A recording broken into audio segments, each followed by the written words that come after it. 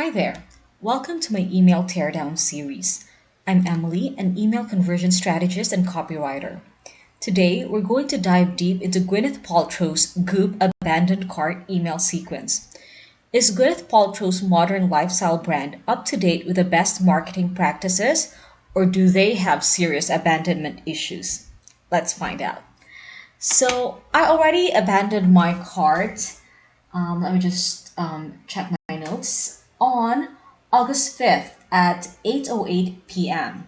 And I think it's worth over 500 US dollars. So let's look at their abandoned cart email. So this was the one I used to start choosing items to abandon. So I abandoned them on August 4th, no, August 5th at 8:08 p.m. and I actually received one on the same day, which is like it's a common practice. And the subject line is forget something, which is also a quite common subject line, and I'll talk about that later.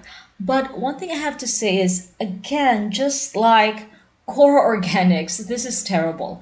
They're not writing anything in their preview text. That's why this is happening. Please pay attention to your preview text. I mean, they could do a lot to convince your subscriber to open your email.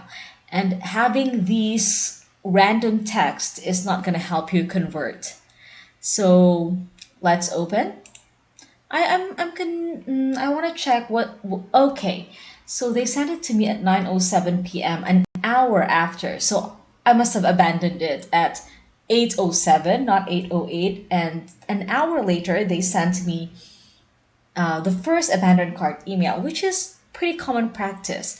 And it's good because you don't want to send your first abandoned cart email like a couple of minutes after they've abandoned excuse me their cart, because it could be that they got a little bit distracted, they had to go on a call, they had to go to the bathroom or pick up a package or something, and they'll come back and continue complete the checkout, and you've already sent an abandoned cart email, which is just confusing, and you're delivering an email to your subscriber that is no longer relevant to them, and that is really bad. So great, an hour is good.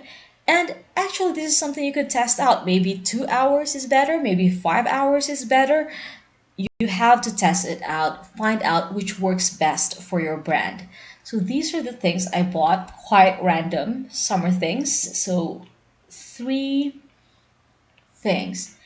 And so don't you forget about me. I think that's a play to that like 80s, like really popular 80s song from the Breakfast Club. So referring to pop culture of a bygone era.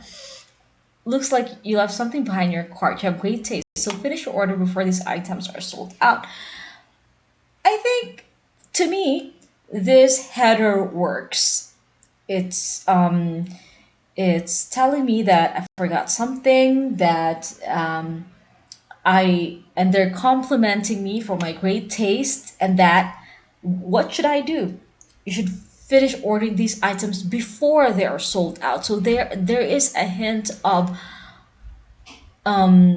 fear of missing out. If you don't check out these items now, someone else might get them. So that fear of missing out, that scarcity is in there. So this is a very short copy, but a lot of thought has was put into this. One thing I have to say though is this is pretty common. Like a lot of e-commerce brands or online brands are using this, so it's not making you stand out. It's not making them stand out.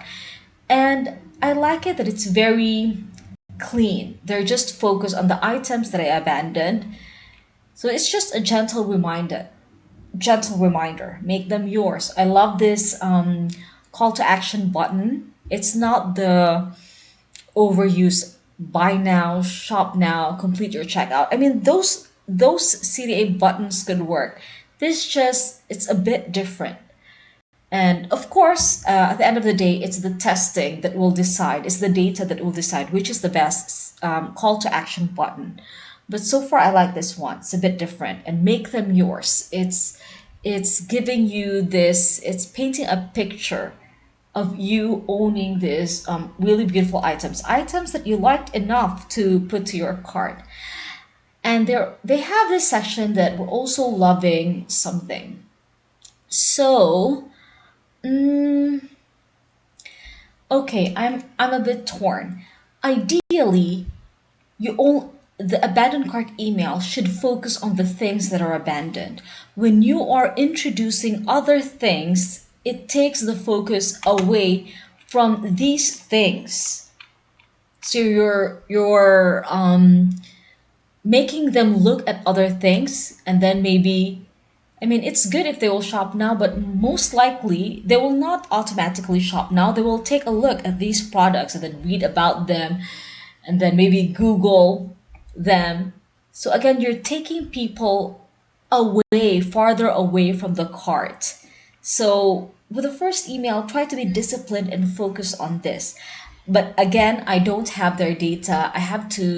You really have to check your data. I mean, which is better? Having these other suggestions or just focusing on this one? Because what would happen is maybe your conversion, more people would click here if you don't have this, but at the end of the day, you earn more money by having this because more people end up buying the things that you're also loving. So those are the things that you have to think about, that a strategist thinks about, and that you have to test out, because what works for some brand might not work for you. Okay, so that's part one of our email teardown of Goop's abandoned cart email. And for part two, we'll take a look at the other emails in this abandoned cart email sequence. See you then.